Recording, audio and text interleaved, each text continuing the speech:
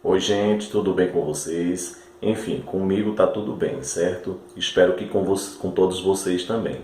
Bom, hoje a gente inicia, né, mais uma etapa, né, dessa nova metodologia de ensinar que a gente está vivenciando, que é o ensino à distância, certo? Hoje teremos as nossas aulas de história, certo, galera? Lembrando que segue toda aquela revisão que a gente já viu, certo? Que a gente vai de todos os assuntos que a gente já discutiu na primeira unidade que vocês realizaram os testes.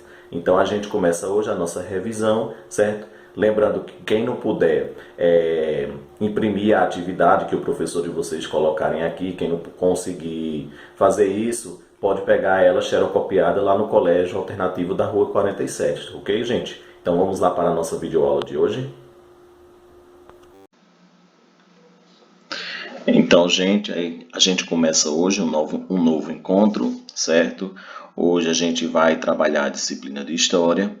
Lembrando, né, que o professor já falou que a gente está só tendo o quê? Uma retomada, né, dos conteúdos, de tudo aquilo que já foi visto, certo? De tudo aquilo que até vocês já realizaram os testes, certo? Enfim, aí vamos para a nossa disciplina de História, né, destacar os principais pontos que a gente trabalhou em sala.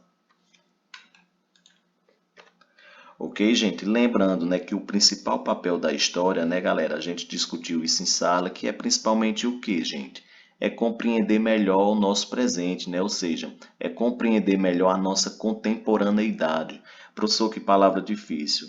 É uma palavra difícil, mas a gente tem que acostumar cada vez mais, né? Porque nos livros vem assim, né? Nos vestibulares vai também ser dessa forma que vão ser tratados, né? Para a gente entender o nosso contemporâneo. E é para isso que a gente estuda a história, né, gente? Por que a gente estuda a história? Porque a gente precisa saber como era que se comportavam os grupos daquela época, como era que se comportavam as sociedades, né? Como era que o homem vivia naquela, né, na antiguidade.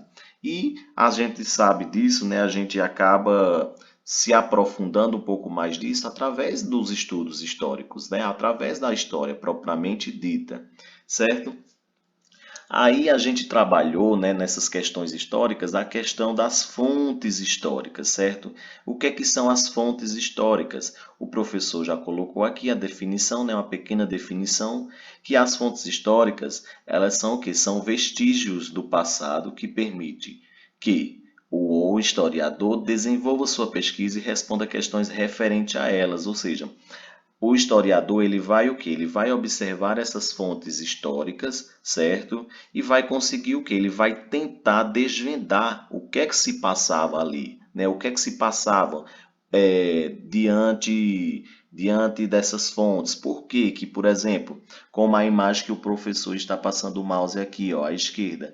Por que, por exemplo, esse tipo de que a gente trabalhou em sala, quem é que lembra esse tipo de pintura aqui, gente? Eu acho que todos vocês sabem responder, não é isso? Que são as pinturas rupestres, né? Então, o papel do historiador é justamente esse, né? É tentar desvendar por que que o ser humano daquela época fazia esse tipo de pintura, né? Ou seja, tudo isso tinha um significado para aqueles grupos, né? A gente não tinha nem o desenvolvimento da escrita, a gente não tinha o quê? A tinta devia ser algo muito importante naquela época, que não poderia ser usado para qualquer coisa, certo, gente?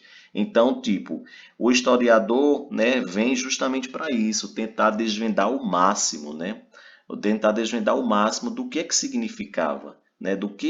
Que mensagem era essa que esses habitantes, né, do passado queriam passar para nós, certo? Então isso aqui é uma fonte histórica, assim como a imagem também à direita, certo? São tudo fontes históricas. Aí lembrando, gente, que a gente discutiu que existe vários tipos de fontes históricas, certo? Mas aí a gente debateu duas, não foi? Que são as fontes históricas não escritas, né? Assim, gente.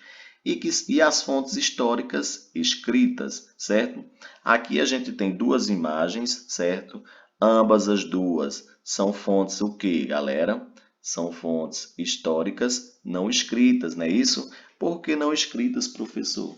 Porque naquela época, né, gente? Não existia a prática da escrita ainda, certo?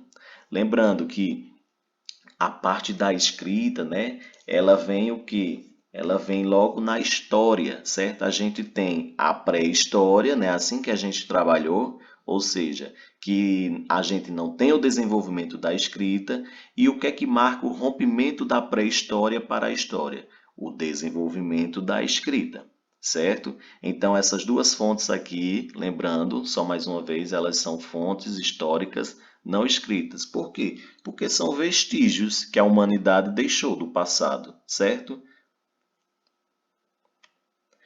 E aqui o professor traz um exemplo de fontes materiais escritas já, ou seja, aqui a gente já tem o que? A prática da escrita, a gente tem a prática de escrever, certo? Aqui a gente tem um avanço no tempo, certo? A gente sai da pré-história e vai para a própria história, né? Assim, por quê, professor?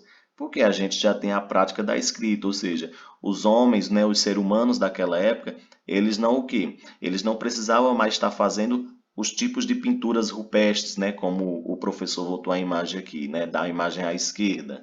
Ele não precisava mais fazer esse tipo de desenho aqui, certo? Ele simplesmente já tinha a prática de escrever, certo? Então, essa é uma fonte material escrita e essa daqui é uma fonte material, ou é uma fonte material não escrita, certo? Vamos avançar um pouquinho. Olha, lembra também, né, que a gente discutiu muito isso em sala, né, que o professor trouxe alguns exemplos, né, em slides, né, no quadro do que eram os sítios arqueológicos, né, gente? Os sítios arqueológicos, né, como o professor colocou a definição aqui para vocês, é um local ou grupo de locais onde ficaram preservados testemunhos e evidências de atividades do passado histórico, seja esse pré-histórico ou não. Ou seja, os sítios arqueológicos, gente, é o que? É um verdadeiro o quê? É um verdadeiro lugar onde guarda coisas antigas, né? Coisas de um passado muito grande, né? De um passado enorme. Então, lembra que a gente até debateu em sala que, tipo, a gente tem no Brasil o sítio arqueológico muito famoso, como Serra da Capivara, né? Aí esses sítios arqueológicos, gente, eles guardam isso, eles guardam vestígios, né? Eles guardam vestígios de um tempo muito, muito, muito antigo, certo? De um tempo muito passado. Então, é importante, né, preservar isso, galera, né? A gente sabe que é importante preservar porque isso acaba sendo o quê, galera? Acaba sendo um patrimônio, né, para a gente. Por que que é um patrimônio? Porque ela guarda bastante o quê? Bastante vestígios, né, da humanidade. Então, nada mais justo do que a gente preservar para que a gente possa cada vez mais o quê? Entender, né, de onde foi que viemos, por que se